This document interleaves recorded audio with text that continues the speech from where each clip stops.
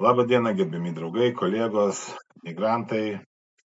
Šiandien pakalbėsime tokią temą, kuri mane paskatino dalyvavimas darbo ginčių komisijoje.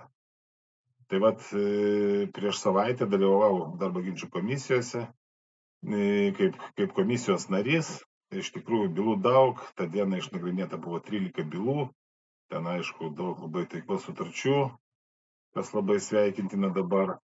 Tačiau išaiškėjo toks dalykas, buvo įdomios labai dvi bylos, jos buvo identiškos ir kame buvo problema.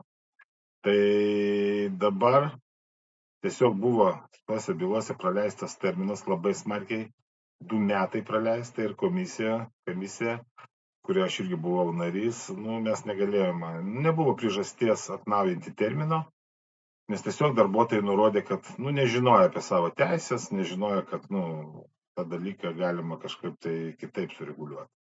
Tai kokiagi buvo situacija.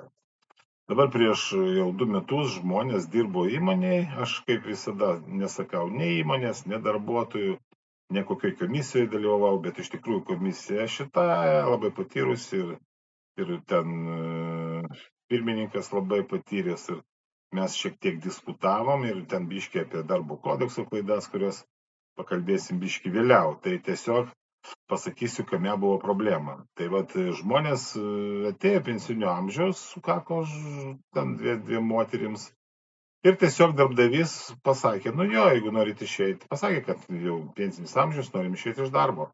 Tai darbdavys tiesiog, ten ar atstovas darbdavio pasakė, kad galit parašykit prašymą, kad savo norų reikia išeiti. Ir žmonės, nežinodami, kad iš tikrųjų yra 56 straipsnėje nurodytos garantijos, jeigu darbuotojas sulaukia pensinio amžiaus pas tą darbdavį, kuri dirba ir jisai, jeigu daugiau negu metai dirba, tai gauna 2 išeitinės, nes taip numato 56 straipsnio 4 dalis.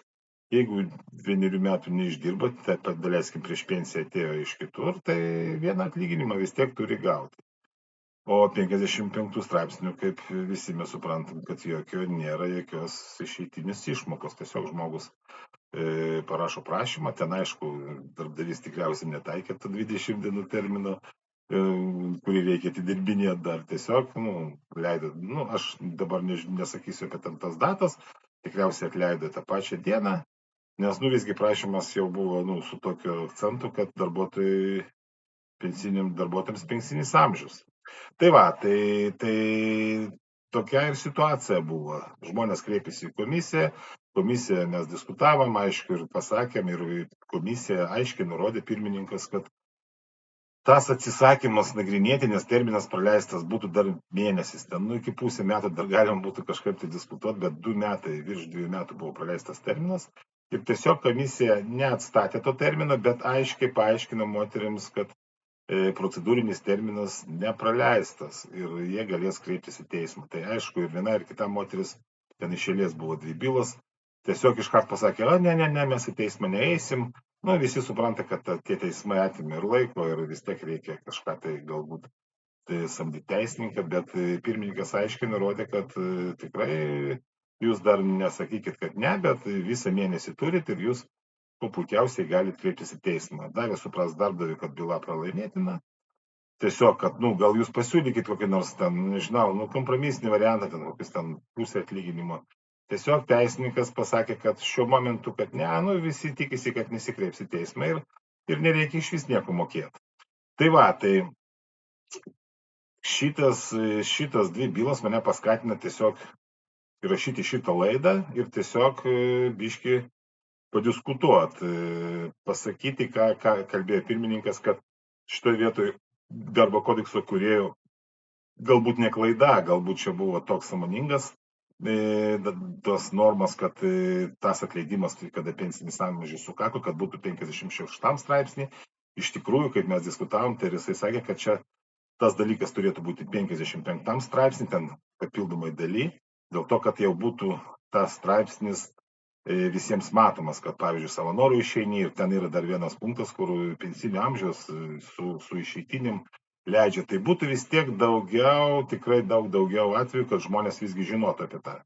Nes kitas straipsnis jau ir žmonės tiesiog pasimeta, Aš galvoju, kad čia galbūt ir specialiai buvo tai padaryta iš darbdavių, tiesiog tokios normos sudėtos, kad žmonės nematyti, kaip sakyt, kaip stalčioje, kad ten ne viena vieta ar kažkur tai vieną į kitą vietą įkišta, kad būtų sunkiau rasti.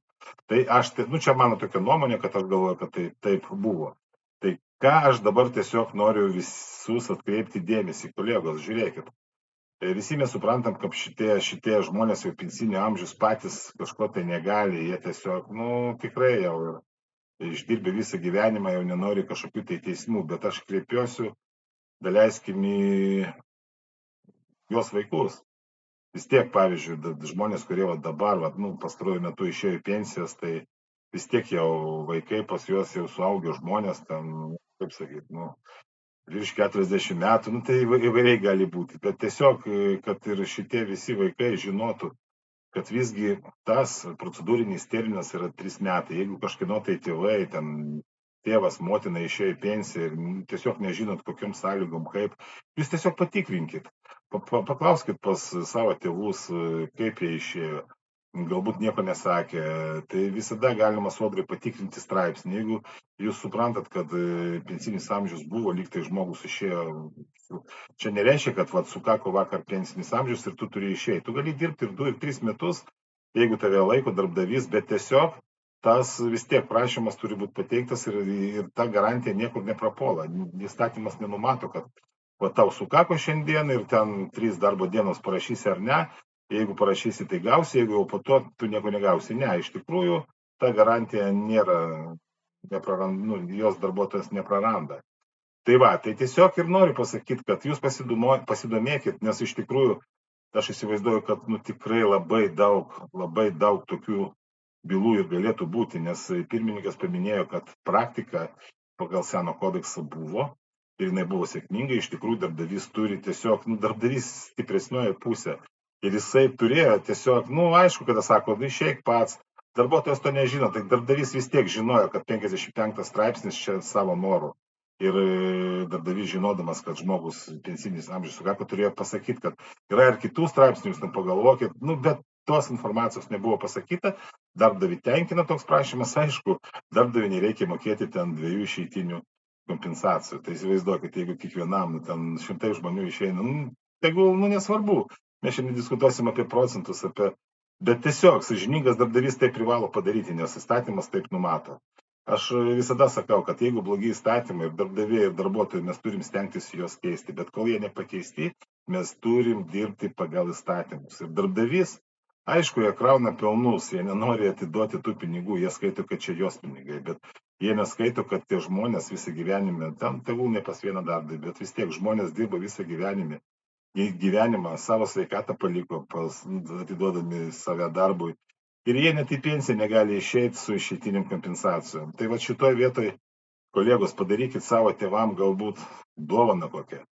Sužinokit, jeigu iš tikrųjų šitas atleidimas buvo pagal 55 straipsnį, pasamdykit kokį nors teisininką, ten nežinau, ar patys pabandykit, praeikit ginčų komisiją. Ginčų komisija dėl praleisto termino gali atmesti tą prašymą. Bet iš tikrųjų teismą jūs galite laimėti ir priteisti tos pinigėlius. Tai va, ir tokių bylų gali būti daug ir pati valstybė turi būti suinteresuota, nes kiekvienas išeitinės išmokos, taigi irgi mokesčiai mokami. Tai kiek čia milijonų tų mokesčių nesumokėta, darbdaviai ir iš darbuotojų paima, ir valstybė nedamoka.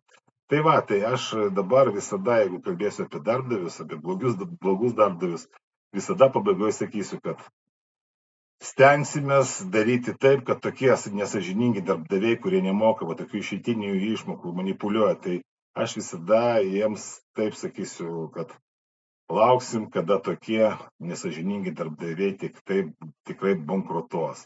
Tai va, mes visi laukiam tokių darbdavių bankruoto, kad į jų vietą galėtų ateiti sąžiningi darbdaviai, kurie tikrai neapgaudinės ir dirbs pagal įstatymus, kurie galioja šiuo metu, o ne kaip jie nori. Tai va, gerbiami kolegos, tai pasidalinkit tą informaciją su savo pažįstamais iš tikrųjų. Ir jūsų artimoje aplinkoje gali būti tokių atvejų. Tai visiems gražios dienos, viso gero, iki kitų laidų.